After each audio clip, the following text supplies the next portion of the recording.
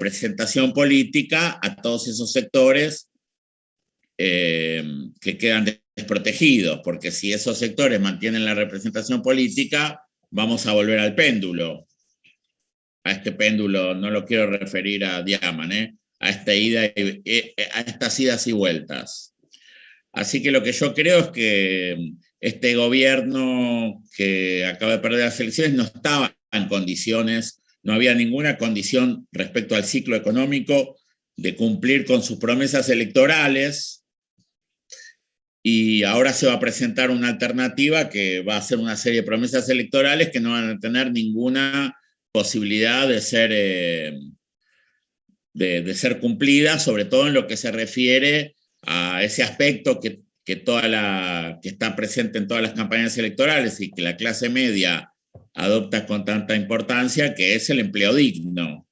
No hay ningún espacio para que haya empleo digno en la estructura económica argentina, como no lo hay en buena parte de los países que estoy mencionando, con un salario digno y con una cobertura social digna. No existe no hay modelos que apunten a eso en el mundo, no hay ninguna posibilidad de eso, porque en una economía abierta, con salarios medios en Asia muy inferiores, no hay manera de sostener ese tipo de salarios.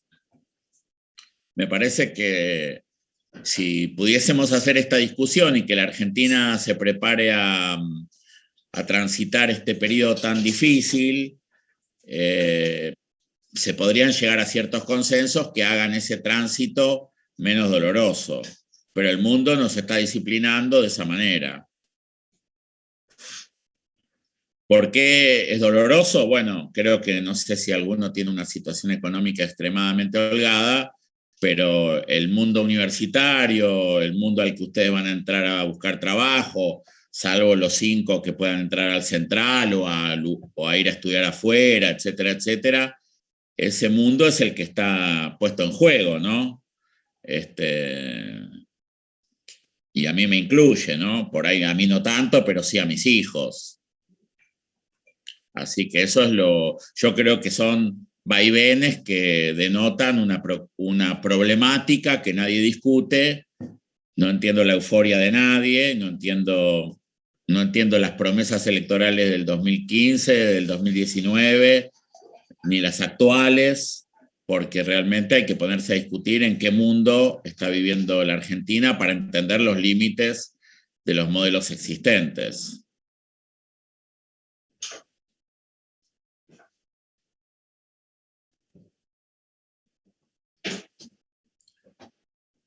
¿Qué te parece, Menéndez? No sé muy bien para qué lado encarar mi respuesta, digamos. Yo tengo mi mirada sobre la situación. Me parece que hay un camino y hay una alternativa. Yo creo como que hay en juego dos modelos de país y en uno, al largo plazo, se puede entender a salarios medios más altos y en el otro no, al contrario, en la clase media justamente. Sí, pero no hay ningún modelo mundial que lo sostenga. Serías vos con tu proyecto político que lo estarían planteando como si fuesen un poquito de preguntarse qué pasa en el mundo y por qué los otros países no lo logran y por qué se está cayendo Italia, por qué se está cayendo Portugal. Merecería una reflexión mayor, ¿entendés? A mí Sí, también me sí. gustaría sostener lo que acabas de decir, pero no puedo dejar de ver que la competencia internacional es muy grande, que ningún país logra sostener una economía cerrada, que el costo de, de ir hacia un modelo mercado internista es muy duro porque implica, entre otras cosas, una caída de la complejidad, un aumento de precios, la ruptura de las cadenas de valor, problemas de comercialización, falta de dólares. O sea, ¿entendés lo que te digo? Como que yo veo que el análisis prescinde de una discusión más general. Es como si a alguien se le ocurriese decir es mejor el socialismo, pero no hay ningún modelo ni ningún parámetro actual que nos permita entender cómo sería un modelo de ese tipo, ¿entendés? Sí, sí, sí. Sí. Como que se mueve más por una ilusión o una promesa o una manera de mantener cohesionado a un grupo de gente que a una discusión franca de cómo sería, ¿no? Porque por lo menos la pregunta, ¿y que seríamos los únicos?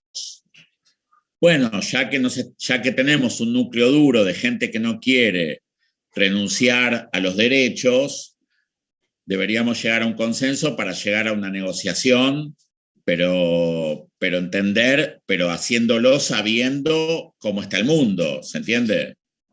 Yo entiendo perfectamente que nadie quiera transitar ese nuevo orden y que Argentina se ha opuesto a ese nuevo orden, y yo estoy muy orgulloso de eso, ¿se entiende? Porque no es lindo transitar hacia ese nuevo orden. El problema es que Argentina no lo discute, no le encuentra la vuelta, no lo hace ordenadamente, ¿se entiende? Y entonces estamos esta gente que promete uno, le damos el voto, promete otro, le damos el voto, ¿se entiende? Y la verdad es que ninguno de los dos logra resolver este cuello de botella, ¿no? El modelo más, digamos, de juntos sería un modelo de clase medio alta, con clase alta. El del peronismo sería medio, con medio baja, con baja, pero ninguno de los dos le alcanza la frazada para la clase media. ¿Se entiende? Entonces es lo que hace inestable el modelo. Si no, Macri le hubiese encontrado una solución a la crisis del 2018. Cuando no supo cómo resolverla, salió con una ley de reforma previsional que es anticlase media, porque no hay espacio, porque no hay frazada para la clase media. No hay frazada ni del lado macrista, ni hay frazada del lado peronista. Eso es lo que hace complicado, eso es lo que hace inestable políticamente todo esto, ¿no?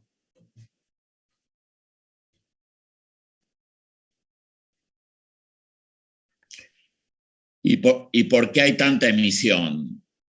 Y porque como no hay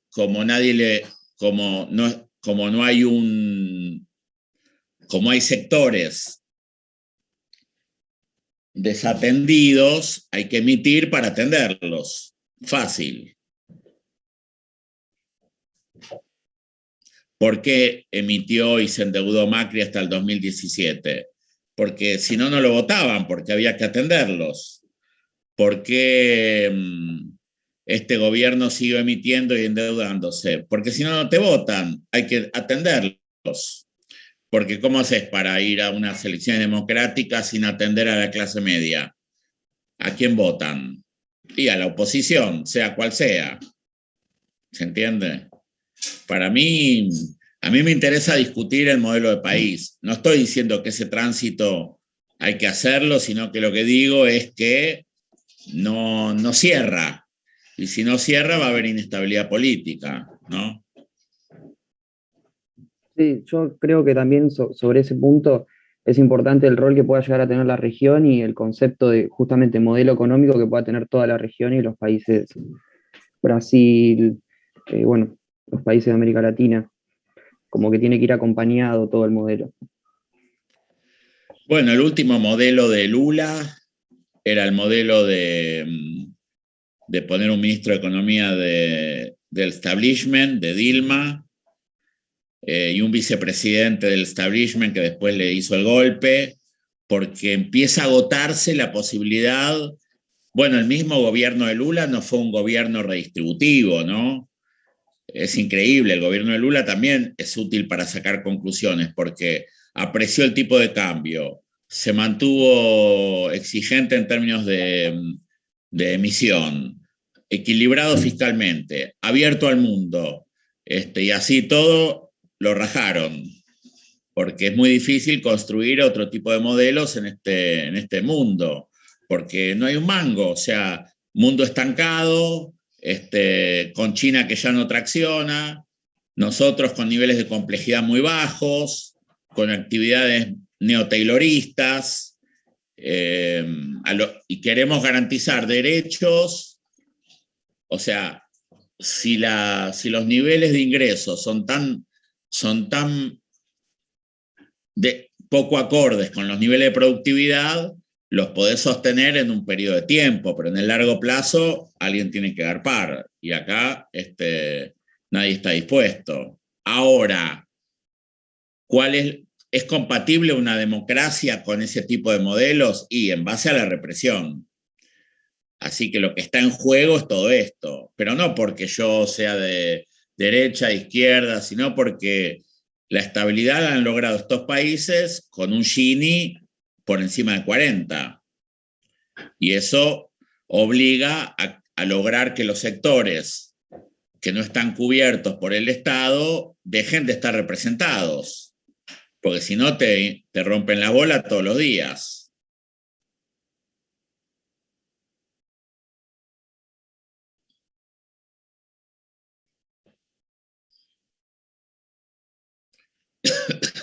Esto es el eje de lo que se discute en esta materia, ¿no? Esto es entender cuál es la onda larga en la que está inmersa la Argentina, ¿sí? Bueno, probablemente aparezca una alternativa que se haga cargo de esta situación y que busque términos medios que no generen una caída abrupta en los sectores populares, en las clases medias. Pero ustedes piensen, fácil, ¿cómo es que ustedes no pagan la educación? ¿En qué planeta, en qué país ven que la clase media, media alta, que es la que accede a la universidad, no paga la educación? ¿Por qué no pagan la educación? ¿Cuál sería el argumento de no pagar la educación?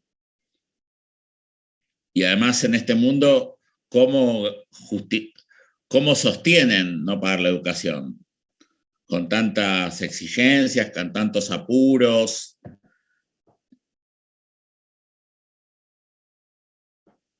Y van a tener que pagar la educación, van a tener que pagar la salud. La salud en todos los países que les mencioné queda circunscripta a la salud pública solo para los pobres.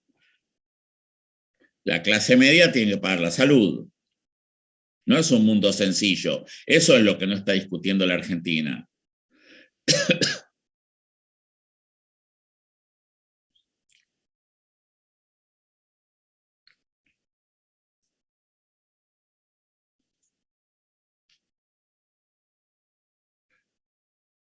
Yo hace años sostengo una propuesta que es que todos los alumnos de la universidad paguen por mes, en promedio, lo que pagaron por mes el último año en la escuela privada a la que fueron. ¿Qué les parece?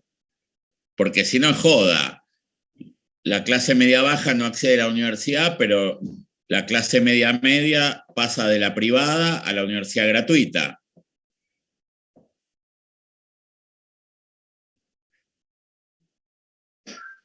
Lo que está en juego, obviamente, es la subsistencia de la clase media y está muy en juego, muy en juego. Ahora, cambiar el voto parece un proyecto político de clase media bastante pobre, ir de un voto al otro. Ahí es donde hay que discutir cómo es el modelo de país. Pues si no es joda, yo decía, ¿y por qué los tipos creen en esas promesas del 2019? Es increíble. El que sabe un poco de economía sabe que todo eso es inviable. Y los del 2015 lo mismo, que ahora vamos a salir, se acaba el cepo, abrimos la economía, pero entran los capitales y crece la economía. ¿Y de dónde sale que se puede creer eso? Es increíble, no hay en ningún lugar del mundo que pase eso. Los países basados en inversión extranjera son países abiertos al mundo, basados en exportaciones, con niveles de consumo con salarios medios y niveles de consumo interno bajos.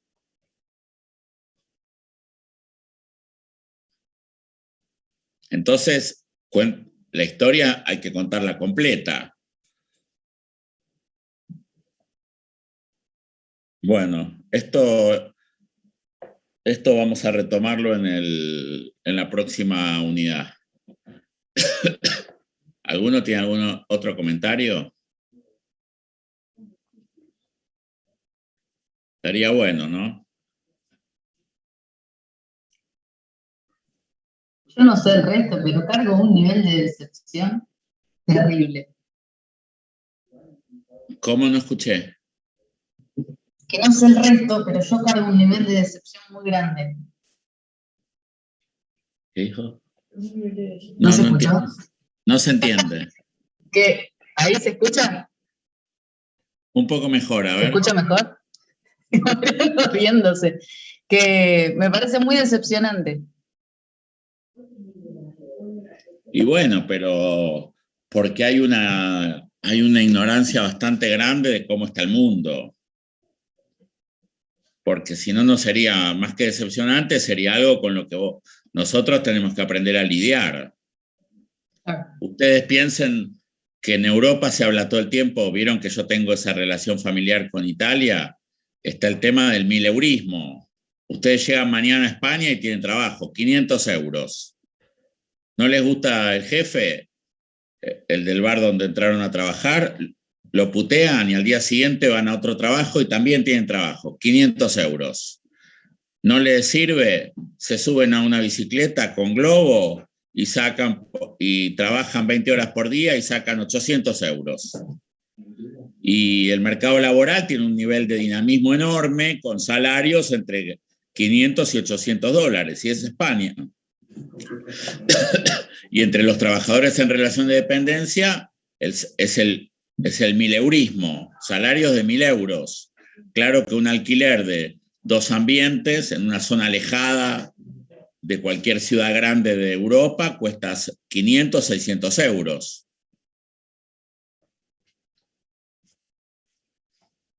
Y salvo los niños y los ancianos, en Europa hay que pagar ticket para ir al hospital. Ya prácticamente en Italia, en España, en Portugal, no hay servicio de salud gratuito. Porque eso es típico de un momento determinado de la economía mundial que fue la posguerra. Pero eso se desarmó. Ahora hay otra cosa.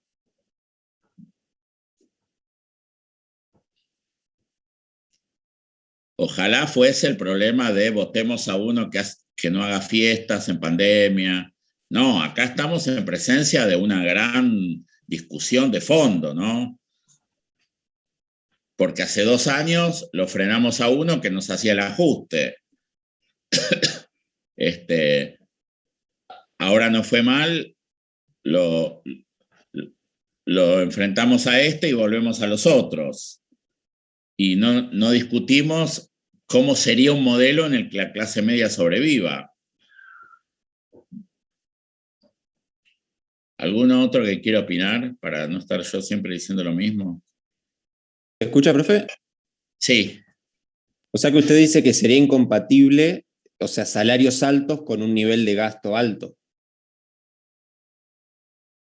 Porque, o sea, lo que se querría tener es lo que teníamos hace unos años de tener salarios altos, pero nadie quiere resignar el nivel de gasto que tenemos. No, claro. ¿Eso iba usted?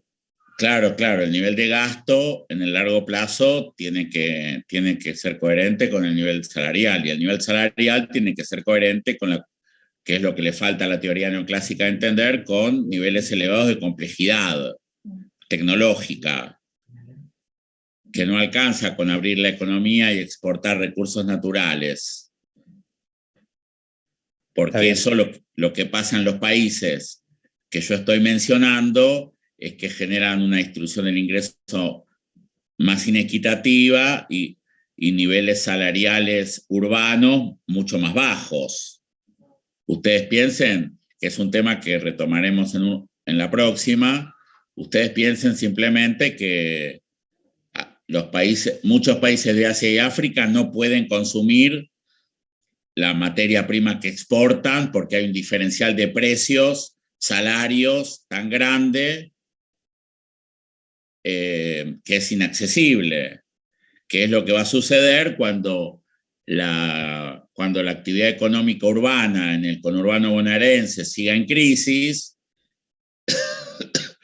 y la carne se libere para conseguir divisas, para resolver el problema de los pagos de deuda, y la carne tenga un valor en dólares inaccesible para una parte de la población. La carne, la leche, pero no es un tema, este gobierno es otro gobierno. Necesitamos tener un excedente comercial, para eso hay que abrir la economía, y para abrir la economía hay que... Y si abrimos la economía, los precios, va a haber un gap entre precios internacionales y niveles de ingresos locales, que es lo que vive Asia y África.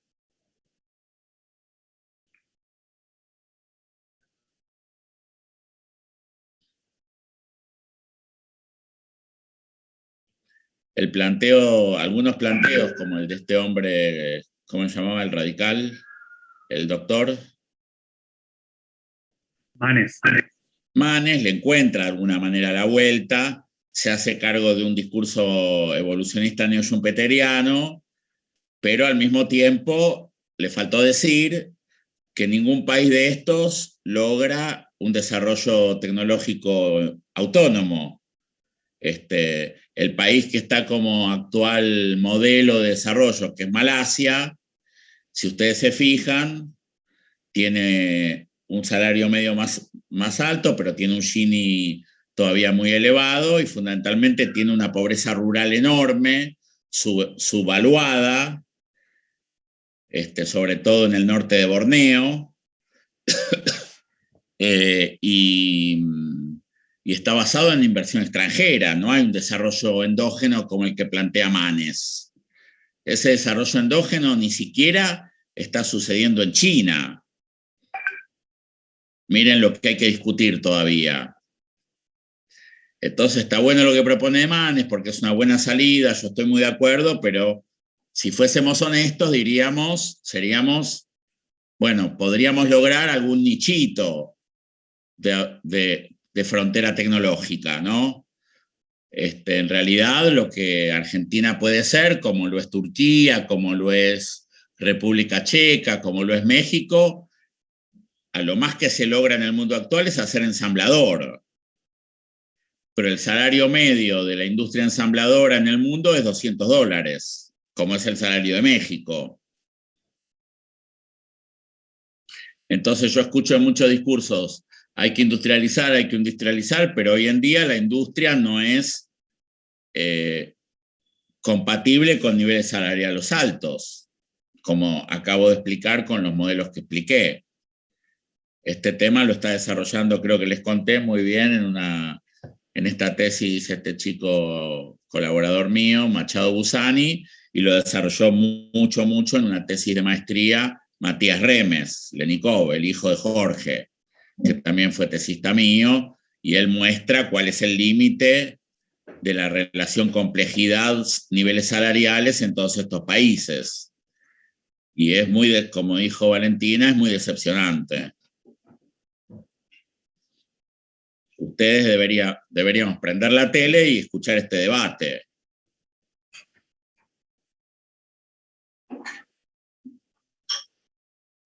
Pero bueno, ¿alguien más?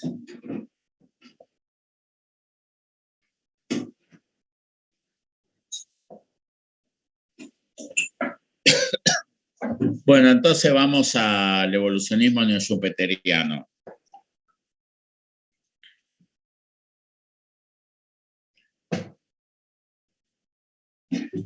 El evolucionismo neo-schumpeteriano, como ya venimos mencionando, es un enfoque que surge en los 80, se desarrolla hasta la actualidad, fundamentalmente en Brighton, en un centro de investigación y de doctorado que se llama SPRU. Y estos teóricos retoman los conceptos clave de la idea de innovación endógena de Schumpeter. Y llegan a conclusiones similares a las del regulacionismo respecto a las ondas largas del siglo XX y XXI, fundamentalmente Fordismo, posfordismo.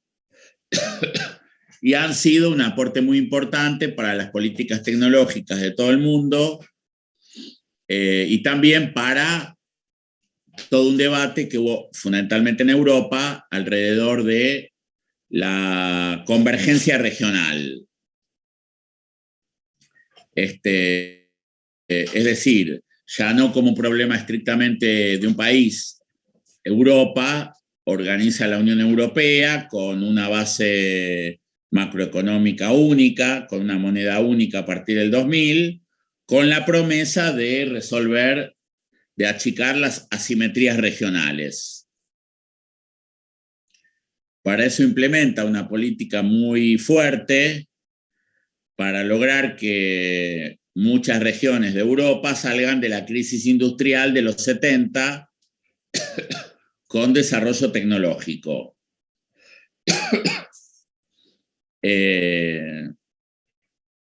Lo que acabamos de plantear, bueno, en el medio les pasó China por arriba, es decir, que en el medio vino todo este gran cambio, este nuevo cambio epocal con el ingreso de China y la caída de los salarios medios mundiales. Por lo tanto, esa convergencia que habíamos planteado y por lo que acabamos de decir, no se produjo. Hay algunas experiencias, nichos de desarrollo regional, pero fundamentalmente Europa queda fuertemente dividida, tiene algunos espacios territoriales con fuerte desarrollo tecnológico, Alemania casi como un todo, el centro norte italiano, los Países Vascos y Cataluña en España, pero todo lo que son Portugal, la España mediterránea, la Italia mediterránea, Grecia, la costa francesa, aunque ahí hay algún nivel de desarrollo mayor por el lado del turismo. En general, la convergencia no se produjo y estas regiones empiezan a estar integradas a esta periferia de las que yo les estuve hablando hasta hace poco, hasta hace un ratito. Como el punto de partida es superior al nuestro, obviamente no tienen el nivel de periferización de América Latina o de algunos países de Asia y África. Pero la caída del salario real medio de esos países, de esas regiones sobre todo, es importante.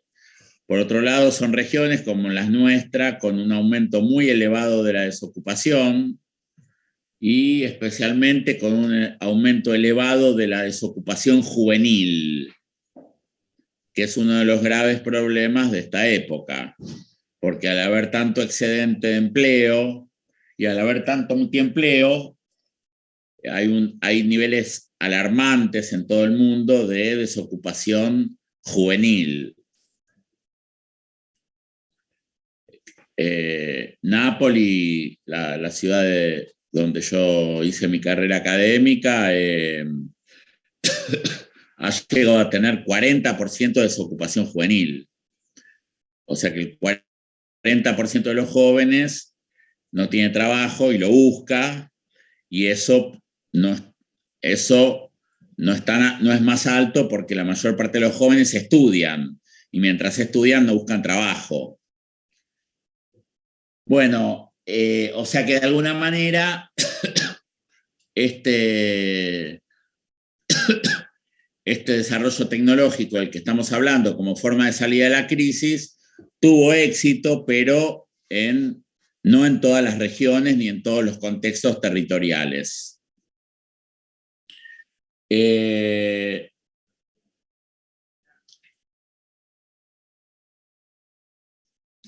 modelo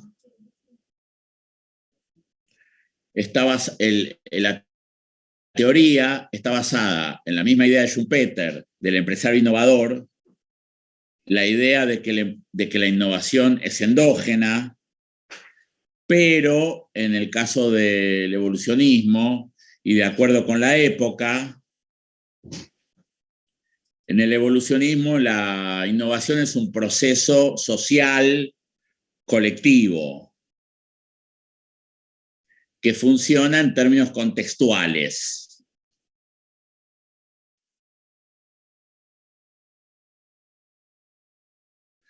Los ejemplos, les reitero, son el centro norte italiano, el Valle del Rin alemán, pero también se menciona mucho Silicon Valley y otros grandes contextos innovadores en Estados Unidos, en Canadá, en los países nórdicos de Europa, en ciertos parques industriales, parques tecnológicos de la India, como por ejemplo Bangalore.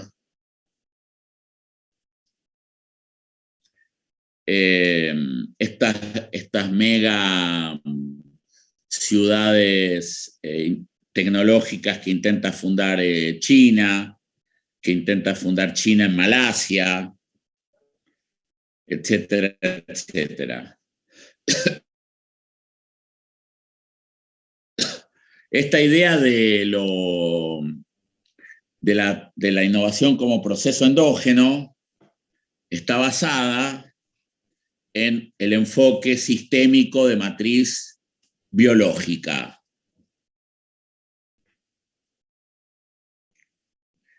A partir del cual, en el evolucionismo neo-schumpeteriano, hay una idea de indeterminación.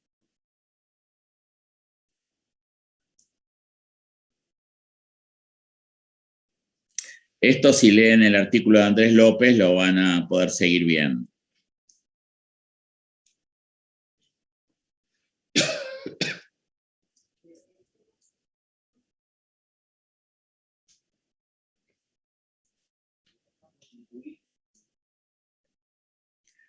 El enfoque sistémico de matriz biológica tiene entre sus fundadores y grandes referentes a Ilya Prigozhin, al que le interesa. Hay un lindo libro en la Editorial Alianza, que debe estar igual en internet, que se llama ¿Qué es el tiempo?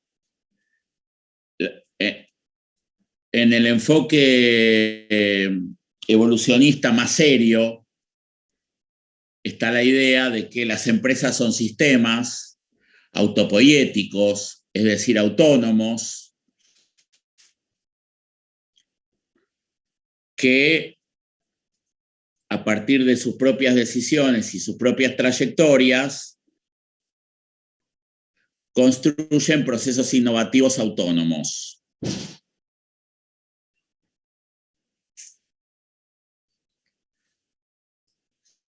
Se deja de lado la idea de estructura económica, del estructuralismo, por ejemplo. Se deja de lado la micro neoclásica y se asume una micro en la que las empresas construyen su propia trayectoria azarosamente. Es decir, lo hacen en forma autónoma a partir de sus propias trayectorias, de sus propias decisiones, y el resultado es indeterminado. Y existen equilibrios múltiples.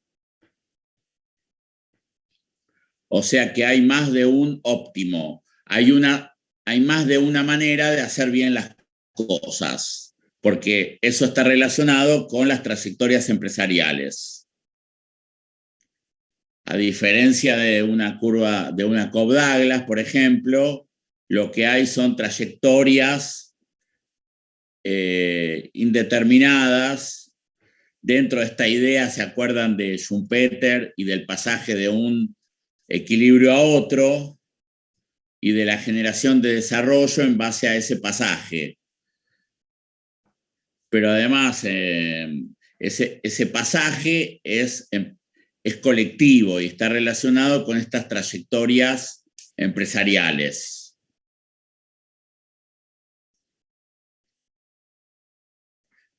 El hecho de que sea indeterminado plantea tanto la imposibilidad de suponer escenarios futuros, como también la necesidad de establecer derechos de propiedad, o sea, de establecer el derecho de propiedad en las patentes. Es típico del evolucionismo la construcción de escenarios institucionales con un fuerte componente de derechos de propiedad, como lo adelanté cuando vimos a Schumpeter.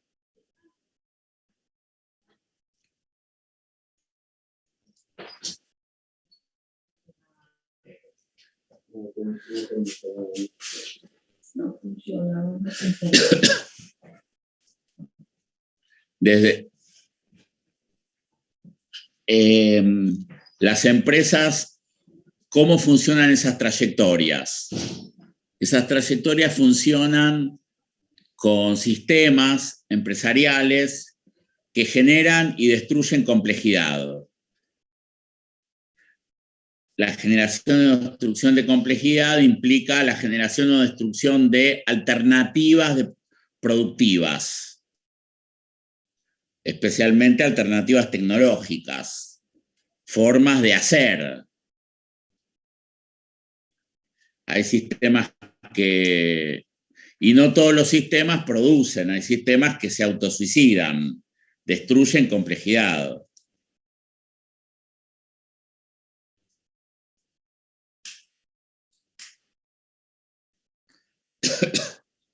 La idea de complejidad es esa, la de la existencia de alternativas, y los sistemas van a definir su propia trayectoria en función de sus componentes y del trabajo en red entre empresas y entre componentes, de modo tal de generar esa complejidad.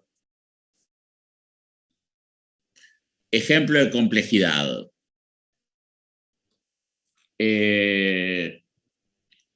Yo voy con mi auto por el Centenario y se me para. ¿Qué alternativas tengo para resolver esa problemática?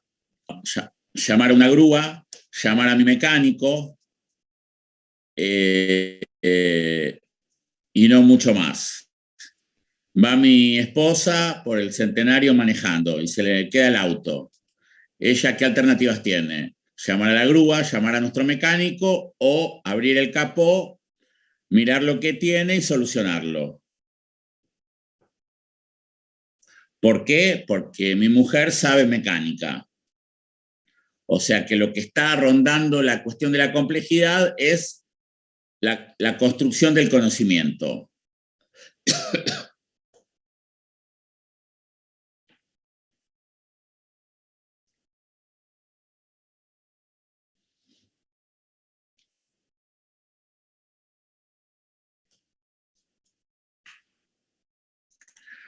Por ejemplo, las empresas, algunas empresas cítricas medianas en Tucumán, las he visitado y tienen serios problemas para usar la tecnología que compraron. ¿Por qué es eso? Porque en Argentina no se fabrican ese tipo de máquinas, que son máquinas seleccionadoras fundamentalmente y empaquetadoras, y estas empresas no saben inglés y no quieren tener un ingeniero. ¿Qué diría un evolucionista neo-schumpeteriano? Tucumán debería construir un desarrollo territorial que o permita tener fabricantes de esa maquinaria o mínimamente que haya un centro de servicios para la actividad frutihortícola, donde pueda haber un conocimiento acumulado que aproveche la tecnología. En un diagnóstico que hicimos, llegamos a la conclusión que esas empresas utilizan el 20% de la tecnología que compraron. Y yo les creo a los que hicieron el trabajo porque yo, en el uso de la tecnología, también me doy cuenta que uso el 20% de lo que la tecnología me ofrece. Es muy difícil si es un espacio territorial, si es un tipo de empresa que no está en un desarrollo tecnológico propio, es muy difícil aprovechar la tecnología comprada. En el evolucionismo neo-schumpeteriano, acuérdense, siempre va a haber una diferencia entre innovar e invertir.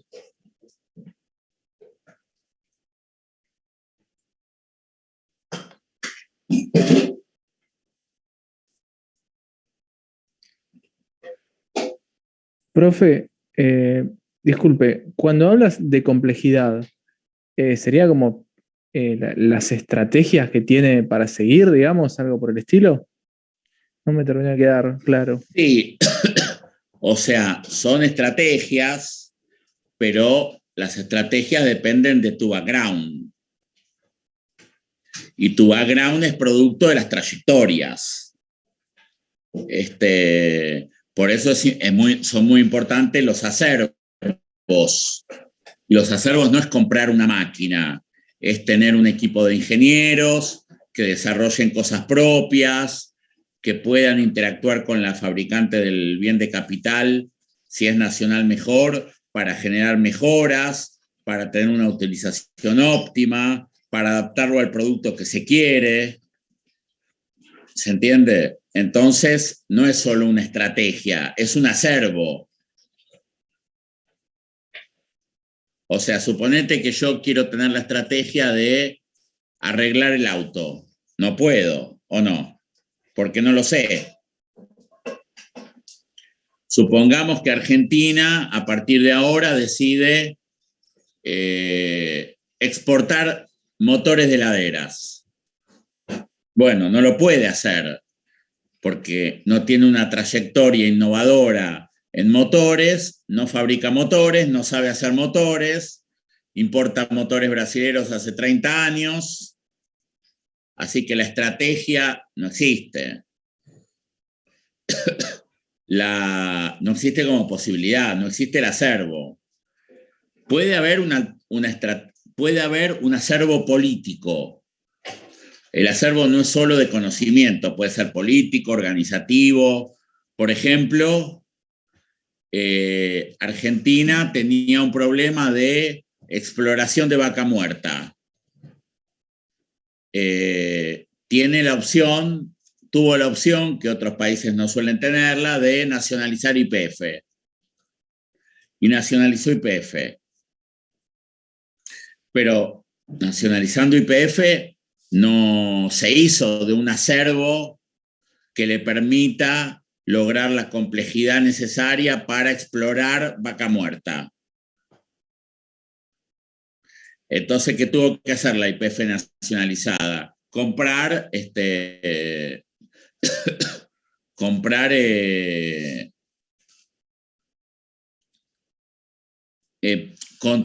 hacer un contrato secreto que nunca conoceremos con Chevron para explorar vaca muerta, porque no tenía la tecnología.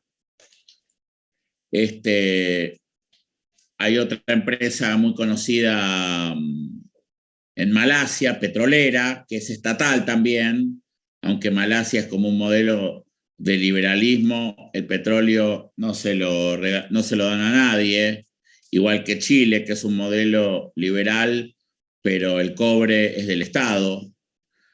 Y Malasia, Petronas, que es una empresa enorme,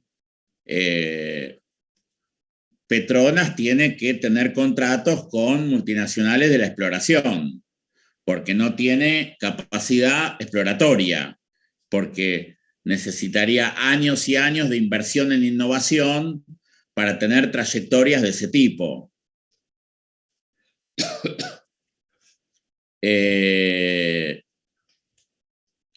las empresas van construyendo su trayectoria y definiendo rutinas, que son de alguna manera los límites comportamentales. Y según este enfoque, lo tienen que hacer dentro de la onda larga vigente. No es que una empresa va a haber equilibrios múltiples, va a haber más de un óptimo, pero no es que una empresa puede basar su trayectoria en una tecnología anterior, como puede ser, qué sé yo, si un evolucionista ve a mis vecinos en la horticultura, sin tractor, incluso cuando hubo cierta apreciación cambiaria que convenía comprarlo, y deslomándose la cadera, juntando perejil por perejil, ellos y toda su familia, un evolucionista neoschumpeteriano diría, esa empresa nunca va a ser competitiva. De alguna manera, como si hubiese una función de producción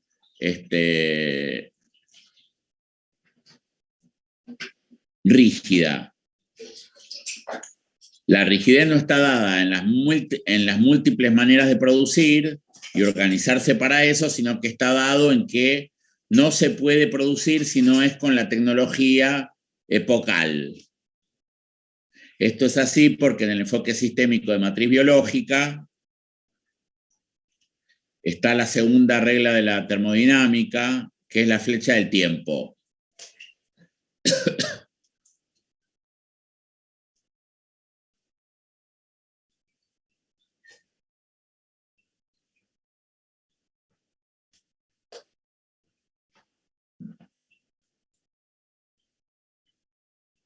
No sé si no empiezo a hacer TikTok cantando temas de Los Redondos, ¿eh? Y una consulta, Pero ¿no bien. sería entonces contraproducente para los países menos desarrollados o menos con sistemas de producción menos complejos, que no sería mejor en realidad para ellos que el sistema de patentes y eso sea más laxo? Bueno, sí, pero decime quién va a dedicar. Por ejemplo, una vacuna, salvo esta excepción que vivimos, una vacuna tarda en probarse 10 años. ¿Quién va a invertir durante 10 años para que después vengas vos a llevártela? No digo, me refiero que haya un plazo de tiempo, pero hay patentes que ya tienen bastante tiempo, por ejemplo, para la diabetes, para la insulina, básicamente está monopolizado el mercado por un par de empresas muy chicas que tienen patentes que no permiten más casi que se desarrollen nuevos métodos para hacer insulina. 20 años, Gonzalo. La ley de patentes argentina tiene 20 años de plazo. No digo en Argentina, digo a nivel mundial. Pasa eso. No, pero en general las leyes de patentes son 20 años. Sí, lo que pasa es que por ahí son difíciles de copiar, no lo sé. Pero como restricción estrictamente legal son 20 años. Sí, obviamente sería mejor que ni siquiera, hasta sería mejor, no sé, que ni haya capitalismo. Pero bueno, estamos en este tipo de economía y nadie inventó nada mejor, así que seguiremos así. Y en la lógica de los evolucionistas, ellos tienen que presentar un modelo institucional que garantice la inversión de largo plazo, ¿no? Y si no, lo importás, ¿o no? Y si no lo podés desarrollar, ¿no? Si no llegan las inversiones, no podés desarrollar esta complejidad. Lo importás. No te queda otra. Lo importás. Y si sos un genérico, y si sos un fabricante de genéricos, en general importás el insumo básico, que es difícil de reproducir. ¿A qué te refieres con genérico? genérico significa que estás produciendo un medicamento que ya no tiene patente. Okay. Por ejemplo, que es el ejemplo de la Sputnik. La Sputnik nos regaló el royalty, sí, patente y royalty, y permite que se produzca en la Argentina. ¿Sí? Pero el laboratorio Richmond, que es el que la produce, no tiene capacidad de fabricar el insumo. O sea, de desarrollar el virus muerto. Casi que no lo pueden hacer ni los laboratorios rusos, que les costó muchísimo. Entonces, ¿qué hace Richmond? Importa el insumo. Lo único que hace es envasarlo. En vez de llegar un montón de botellitas, te llega una super bolsa ultra rígida con no sé cuántos litros de ese insumo, y este laboratorio lo pasa a botellita, pero no lo está produciendo en la Argentina. ¿Se entiende? Bueno, hay países que no logran ni siquiera envasar, porque no es fácil envasar, porque se necesita una cierta capacidad técnica. O sea que Argentina está entre los países que logran mínimamente tener una industria farmacéutica genérica medianamente desarrollada. Pero lo que es muy difícil es tener una tecnología propia. Y aunque te liberen la patente, es muy difícil reproducir la fórmula, ¿no? Se necesita, mismo Argentina, cuando empezó la pandemia, no estaba ni siquiera en condiciones de procesar un PCR. ¿Por qué? Porque había pocos laboratorios con algo que se llama una campana, que muchos laboratorios no lo tenían, y para procesar PCR hay que tener campana. O sea que y eso es invirtiendo en campanas, ni que hablar si uno quisiera desarrollar una campana propia. Lo mismo pasa, qué sé yo, con el satélite ARSAT. Te da cierta autonomía, te permite tener un servicio propio, pero es muy difícil pasar de ensamblar ARSAT a producir las partes del ARSAT, que sería el proceso verdaderamente innovador.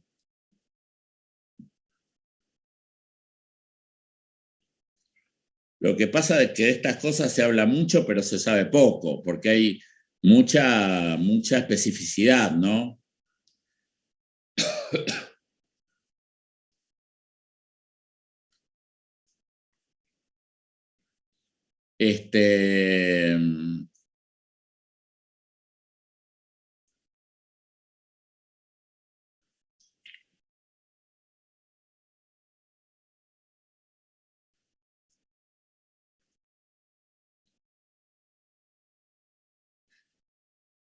Si bien el evolucionismo se presenta una cosa importante.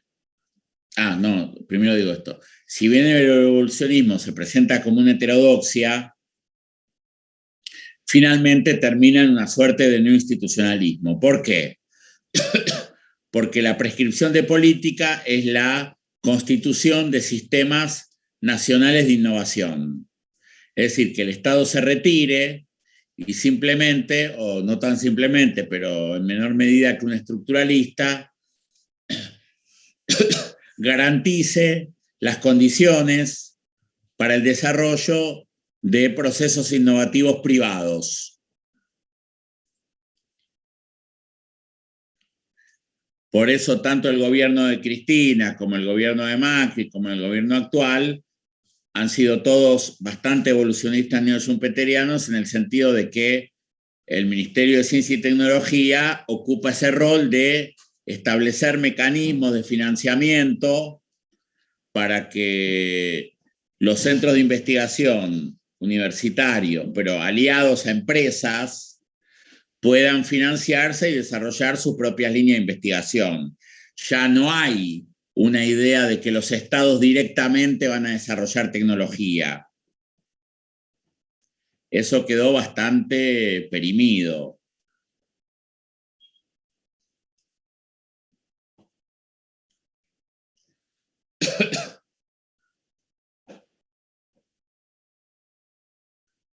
Y entonces todos los países, sobre todo Europa, que desarrollaron estos discursos evolucionistas, fueron a un modelo de este tipo para generar fondos de proyectos,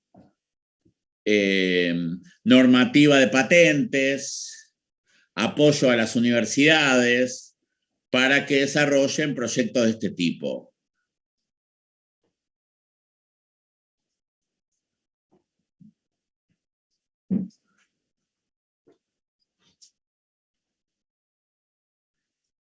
Y hay un elemento central que está presente en Europa, que está presente en Estados Unidos, que es que hay grandes reformas educativas en el nivel de grado, pero sobre todo de posgrado,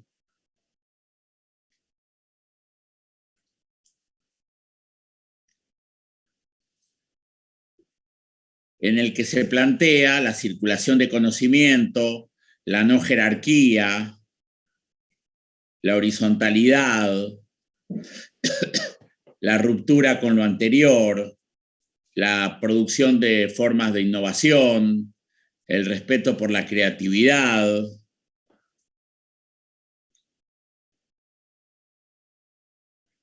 El tema de la circulación de conocimiento, que es básico, tiene que ver con esto. No digo libre porque están los intereses de por medio, pero sí en ciertos niveles de ciencias básicas, de ciencia aplicada. Se plantea todo este gran cambio en las currículas y en las metodologías de enseñanza.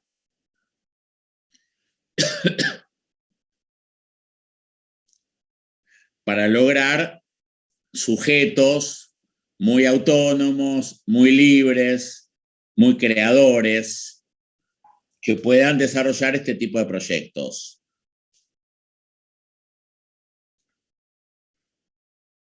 Cosa que en la Argentina estamos muy atrasados. Ni los centros del CONICET tienen estas características, ni las universidades tienen estas características. Se entiende que yo no soy muy especialista en generar ese tipo de realidades en el aula y que además en este contexto de Zoom menos todavía, pero en general todavía tenemos una universidad que no estimula la participación, que no estimula la libertad, que no estimula la discusión, que no estimula la generación de profesionales autónomos, libres, ambiciosos, rompedores de tradición, que es lo que generaría un tipo de contexto de otro tipo, con otra producción de conocimiento.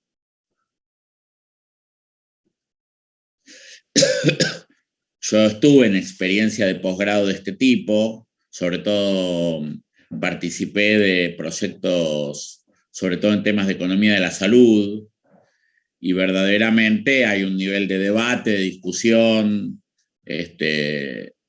mucho más grande, y además toda la educación está guiada por problemas, no por temas, sino por problemas, y en todos los casos el eje de la didáctica es la producción de proyectos, ¿no? Y nosotros en eso estamos todavía muy lejos.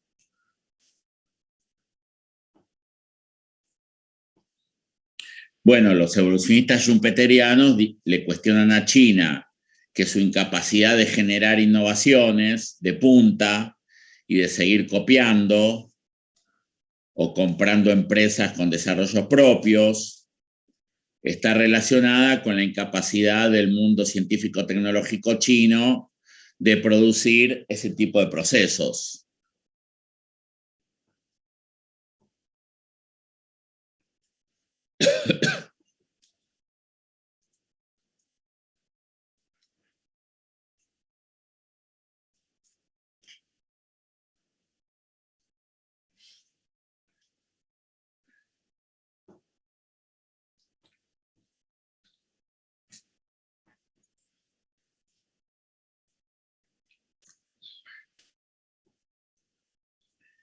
Ahora, en este discurso del enfoque sistémico, sobre todo de matriz biológica, Prigozhin, sobre todo, y también un ecólogo español que se llama Mergalef, trabajan temas de jerarquías, planteando que hay empresas autónomas y empresas dependientes de otras, y hacen un juego de centro-periferia en el tema tecnológico. En realidad, eso es más acorde con el estructuralismo, no deberían ser teorías que se enfrenten, pero en algún momento el evolucionismo se terminó presentando como una especie de do it, de tú puedes, que hizo que todo se transforme en una especie de euforia, de que alcanza con organizarnos bien, que alcanza con generar instrumentos para producir innovaciones y salir del subdesarrollo. Yo creo que esto, que no está presente en todos los teóricos del evolucionismo, es algo que han utilizado los gobiernos de una manera un poco publicitaria.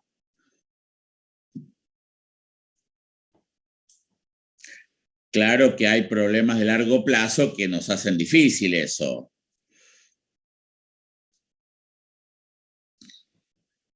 Nosotros hace poco presentamos un paper que también está en vías de publicación, bien evolucionista neo-schumpeteriano, mostrando que los laboratorios, tomando 100 vacunas contra el COVID-19, nosotros mostramos que las vacunas que llegaron a buen término son laboratorios que tienen entre 50 y 100 años de antigüedad, con trayectorias tecnológicas altísimas. Todos, no todos, en realidad Pfizer no, pero la buena parte de ellos con desarrollos de plataformas de COVID que ya llevan por lo menos 20 años.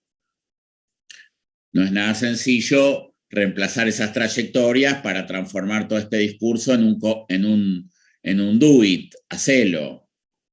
Porque realmente el enfoque te está planteando cuestiones de largo plazo difíciles de resolver.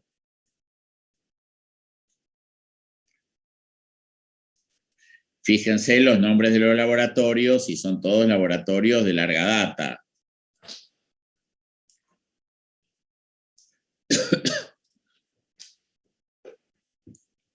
Y ustedes podrán ver en el...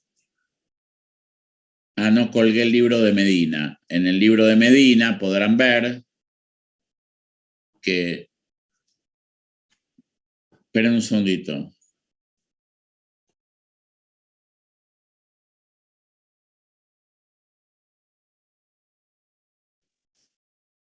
Me tengo que acordar porque los alumnos que ya ven que tienen mucho para leer, si después no lo mando, me van a decir no lo mandaste.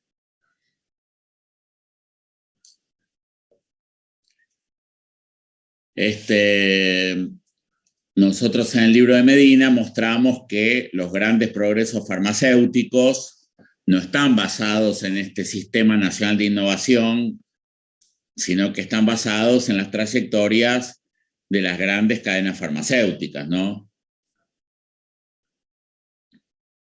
Que han acumulado niveles de experiencia y de trayectoria de conocimiento muy elevadas.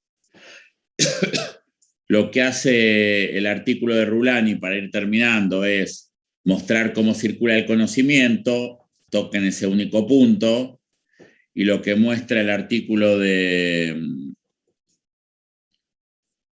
Suárez y Herbes, que alguna vez ya se los mencioné, busquen la clase esa, es mostrar que el evolucionismo neo-schumpeteriano puede ser una ortodoxia para dejar sin efecto al estructuralismo latinoamericano.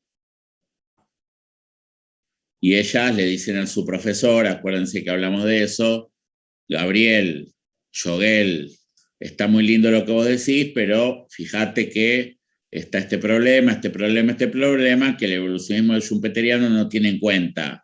Y generar conocimiento en nuestros países es muy difícil. Por lo tanto, salir de la crisis por ese lado también lo es.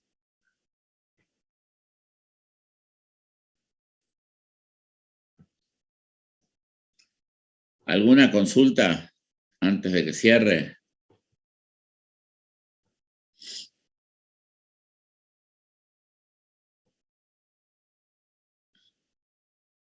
Profe, yo tenía una consulta, pero era más que nada por el tema de la bibliografía. ¿Todos los textos que están en el programa son los obligatorios o hay alguna especificación?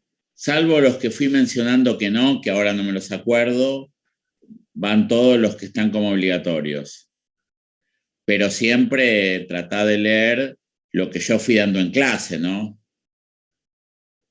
O sea, Dale, son gracias. obligatorios, pero hay que tener la inteligencia de, si uno quiere ir preparándose para el examen, leer lo que alrededor de los temas que yo doy en clase. Acuérdense que yo dije que yo no tomo ninguna pregunta que no pueda responderse con lo que yo doy en clase. Solamente que hay que leer un poco para sostener lo que doy en clase con ampliación bibliográfica. Perfecto, gracias. ¿Algo más?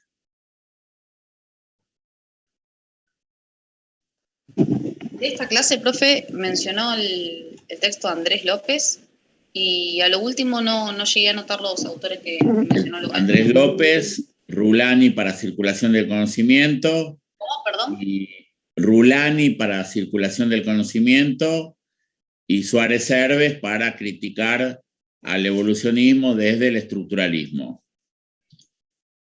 Perfecto, gracias. Nos vemos, una cosita, el jueves miren los mails y el que no tiene mail, pregúntele, el que no está en los mails de la... ¿Ustedes recibieron algún mail colectivo de la cátedra? No. No, Nunca. yo no.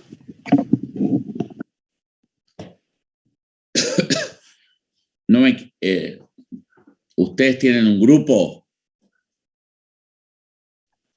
Sí. ¿Por qué no me pasan un número de un celular de ese grupo acá por el chat, si pueden? Ahí le paso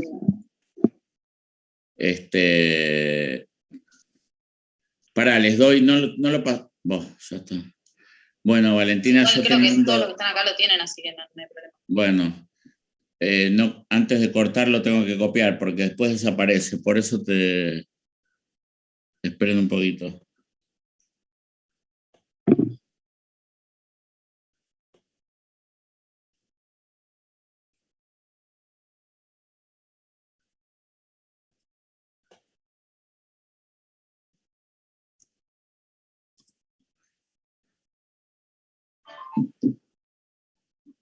Te mandé algo, Luis. Yo le voy a avisar si no te aviso nada, es que la clase se hace el jueves. Si te aviso, porque no se hace, y Valentina les avisa al resto, porque conseguí un oftalmólogo el jueves en Buenos Aires. Entonces, capaz que me voy a eso. Si alguno tiene la bondad y la misericordia y tiene un padre, un tío, un abuelo, un hermano oftalmólogo en La Plata que me pueda atender rápido, me avisa. Pero la verdad que no consigo y me molesta mucho. Si Valentina te aviso, no se hace, y si no te aviso, sigue como hasta ahora. Dale. Chicos, nos vemos el jueves si Dios quiere. Chao, gracias, profe. Gracias, profe. Gracias, profe. Gracias.